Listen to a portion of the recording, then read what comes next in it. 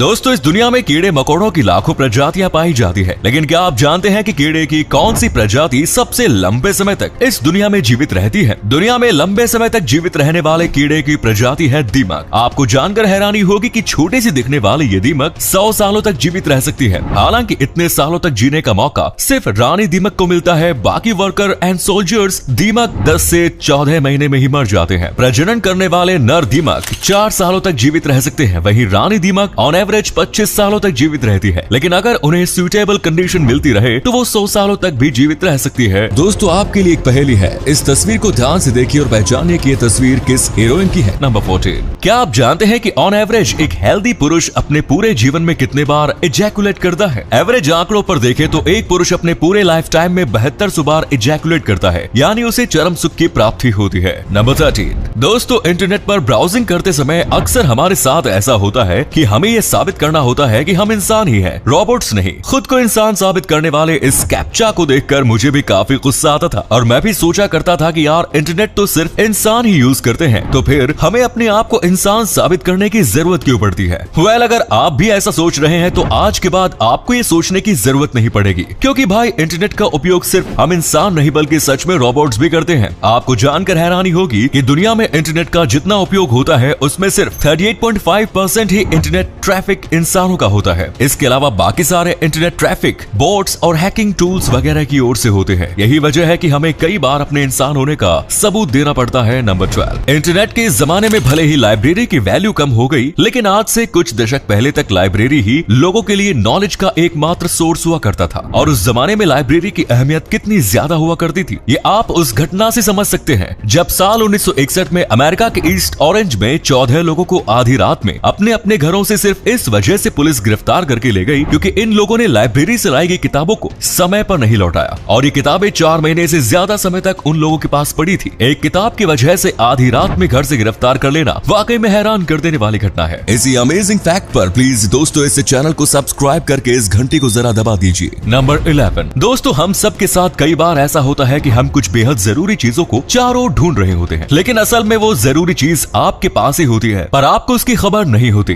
बिल्कुल ऐसी ही एक घटना हुई थी अमेरिका के मिशिगन में, जहां गोद लिए हुए एक शख्स ने अपनी जन्म देने वाली मां की तलाश शुरू की। वो 4 सालों तक अपनी मां की तलाश करता रहा। मां की तलाश में उसने काफी पैसे भी खर्च किए और इधर उधर भटकता रहा। And you know, at the end उसकी मां उसे कहां मिली? जन्म से ही अपने बेटे से दूर रहने वाली ये मां अपने बेटे को उसी शॉपिंग स्टोर में मिली जहां वो शख्स खुद भी काम किया करता था। यानी दोनों माँ बेटे साथ में ही एक ही जगह पर काम किया करते थे, लेकिन दोनों को इस बात की खबर नहीं थी। नंबर 10। दोस्तों, हम इंसानों को ऐसा लगता है कि हमने अपने पूरे इतिहास को बिल्कुल अच्छे से समझ लिया है, लेकिन आए दिन इतिहास की ऐसी ऐसी चीजें मिलती रहती हैं जो हमारे इस समझदारी को चुनौती देती रहती है। ऐसी ही एक चुनौती है ग्रीस में मिला 4000 साल पुराना एक डिस्क। 4000 साल पुराना होने के बावजूद आज भी ये डिस्क वेल प्रिजर्व्ड है। खास बात यह है कि इस डिस्क पर 241 सिंबल्स बने हुए हैं और आज तक कोई भी इंसान ये नहीं समझ पाया कि इन सिंबल्स का मतलब क्या है। नंबर 9। दोस्तों, आपको जानकर हैरानी होगी कि पूरी दुनिया में जितनी भी गायों का पालन होता है उनमें से सिर्फ 60% गायों का पालन दूध के लिए होता है, जबकि बाकी की 40% गायों का पालन इंडस्ट्रियल यूज के लिए किया जाता है, जिसमें इन गायों से anti freeze, insulin, blood thinners, toothpaste, lipstick और जेट फ्यूल जैसे प्रोडक्ट्स का निर्माण किया जाता है। नंबर 8। कैट एंड डॉग्स, ये दो ऐसे जानवर हैं जो सदियों से इंसानों के फेवरेट रहे हैं। एंशिएंट इजिप्ट में जहां बिल्लियों की पूजा की जाती थी, वहीं वाइकिंग्स एरा में बिल्लियां शादियों में दिया जाने वाला सबसे पॉपुलर गिफ्ट हुआ करती थी। वाइकिंग्स का मानना था कि बिल्लियों का संबंध भाग्य की देवी फ्रेया से है। इस वजह से शादीशुदा जोड़ों का भाग्य संवारने के लिए ही उन्हें बिल्ली गिफ्ट में दी जाती थी। इसके अलावा शादी के लिए भी लड़के ऐसी लड़कियों की तलाश करते थे जिन्हें बिल्लियां पसंद हो। नंबर 7। एक माँ ही अपने बच्चे को जन्म देती है, लेकिन क्या कोई दादी अपनी ही पोती को जन्म दे सकती है? वेल, दे सकती है। एंड इवन एक महिला ने अपनी पोती को जन्म भी दिया। दरअसल इस महिला की बहू एक गंभीर बीमारी की चपेट में आ गई, जिस वजह से डॉक्टरों को उसका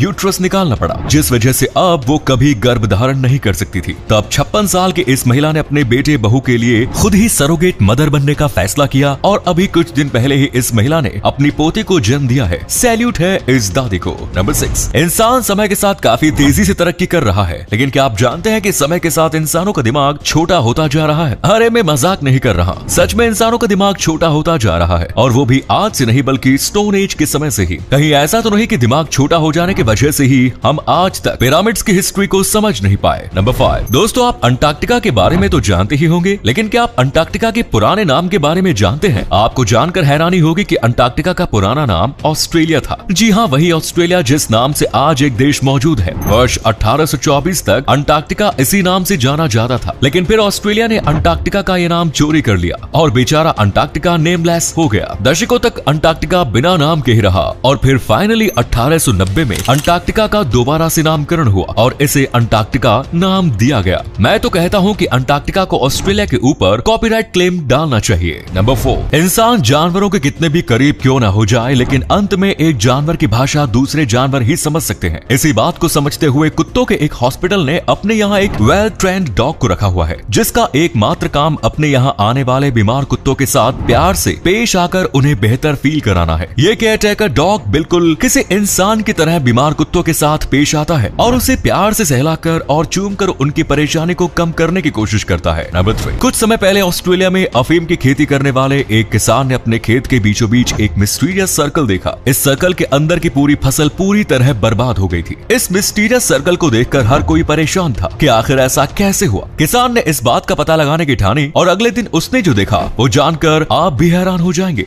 अफीम के इस खेत में कंगारू की तरह दिखने वाले वाले भी आकर अफीम खाया करते थे और जब उन्हें नशा चढ़ जाया करता था तो तब वो खेत में ही गोल गोल लौटने लगते थे। इसी वजह से उस मिस्टीरियस सर्कल का निर्माण हुआ। नंबर 2, इंग्लिश को यूनिवर्सल लैंग्वेज माना जाता है, लेकिन फिर भी ज्यादातर देशों में इंग्लिश सीखना कंपल्सरी नहीं है। लेकिन आपको बता दें कि आसमान के लिए इंग्लिश ऑफिशियली यूनिवर्सल लैंग्वेज है और दुनिया भर के पायलट्स के लिए इंग्लिश सीखना कंपल्सरी है। किसी भी पायलट को विमान उड़ाने की इजाजत तभी मिलेगी जब उसे इंग्लिश भाषा आती हो। नंबर 1, दुनिया के सबसे अमीर लोगों में शामिल सुल्तान हसनल बोल्किया बाकी अमीरों से काफी अलग है। इनके पास बेशुमार दौलत है जिसे वे छिपा कर रखने के बजाय खर्च करने में विश्वास रखते हैं और एक रॉयल लाइफस्टाइल का पालन करते हैं। महल से लेकर प्लेन तक सब कुछ सोने का। 7000 आलीशान कारें, 1788 कमरे के महल में रहता है। एक रिपोर्ट के मुताबिक इस सुल्तान की कुल संपत्ति 20 अरब डॉलर से ज्यादा की बताई जाती है। दावा यह भी किया जाता है कि वो अपने हेयर कट के लिए करीब 13 लाख रुपए खर्च करते हैं। ब्रुनेई के इस सुल्तान के पास एक से बढ़कर एक 7000 कारों का कलेक्शन है।